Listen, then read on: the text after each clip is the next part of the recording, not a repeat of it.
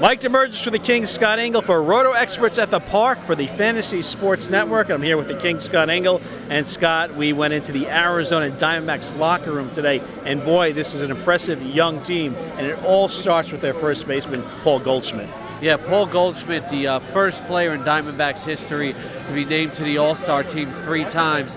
But more importantly for fantasy players, he has been everything they wanted a first-round pick or a high auction bid and more. He has career highs so far in his isolated power, his walk percentage, his strikeout percentage is down. The BABIP right now, as we speak, is over 400. It points to minor regression, but he has been everything that you absolutely wanted in a fantasy player. You've gotten the return. He stayed healthy this year, too. And our Cub reporter, Kevin Walsh, caught up with Goldschmidt, and he said, don't get too excited. We're only at the All-Star break so far. I know it's been a good start, but we're only about halfway there, so we'll see how it finishes up. I think I've just tried to take it day by day. I mean, it's nothing that I've done any different from years past, and hopefully just keep it going. Just try to every day keep learning, get better, and see what happens. So Goldschmidt not getting too excited yet, but should fantasy owners take into consideration his high BABIP and maybe sell high on him? Even if you play in a keeper league, I wouldn't sell high on Goldschmidt. This is your anchor of your fantasy team, and you got to get a superstar back if you give up a superstar. It really depends on your league structure and where you are in the league standings. I'm not averse to trading anybody, Mike, but Goldschmidt has to you got to get a heck of a return back. If you're down in the standings somehow and you got to make a bold move in a Roto league, yeah, you can do it.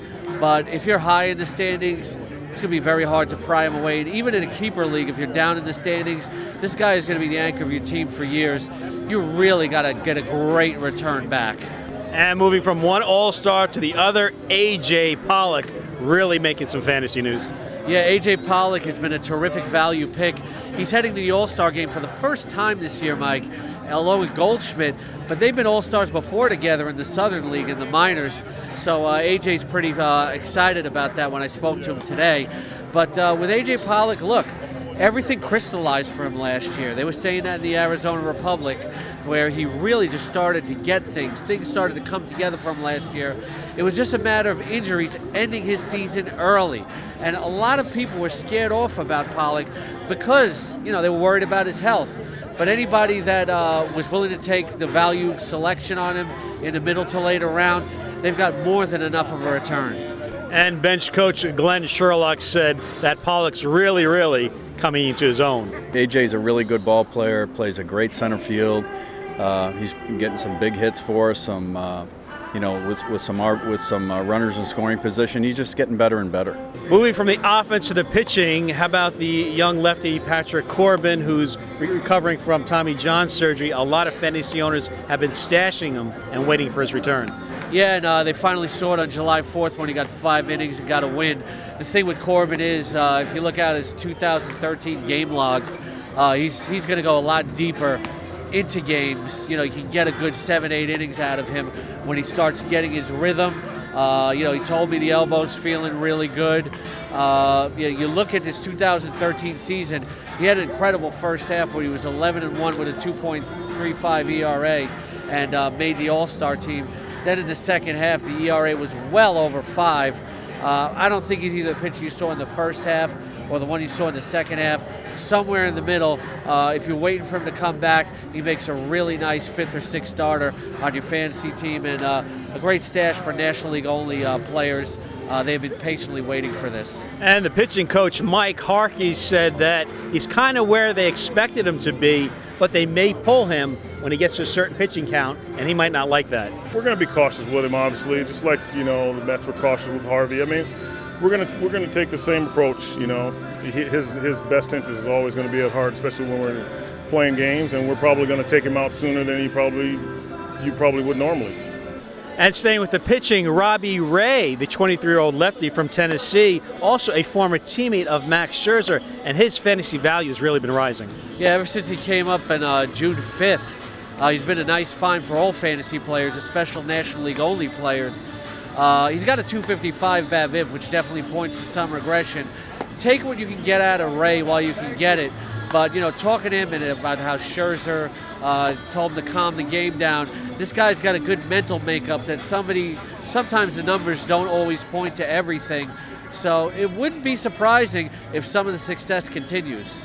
And we caught up with Ray, and he said that in spring training he worked on some other pitches besides the fastball and talked about those discussions way back in Detroit with Scherzer. Yeah, it was something that we focused on during spring, was working on that slider and, just getting a consistent spin on the ball.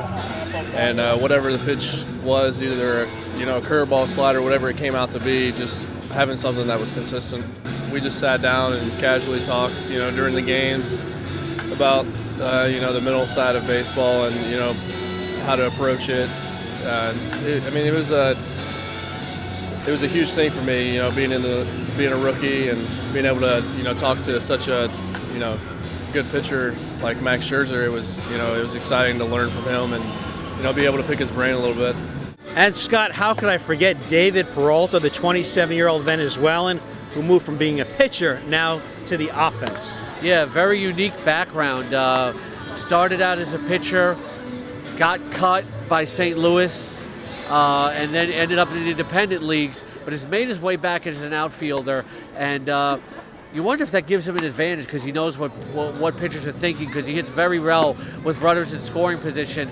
This was a guy that started to make some noise late last season, and there really wasn't a place for him in the outfield entering the season, but when the Diamondbacks traded Mark Trumbo, it opened up a spot for him, and now he's been a really steady, about fifth outfielder for fantasy players in mixed leagues. Good combination of power and speed. And Glenn Sherlock said he fits right into the Arizona lineup. Great story. He's a super kid, works extremely hard, very strong, very aggressive. But he just fits into our lineup so good, He doesn't try to do too much. He just tries to contribute any way he can. All right, Scott, that wraps things up for Roto Experts at the Park. He's the King Scott Engel, and I'm Mike Damergis.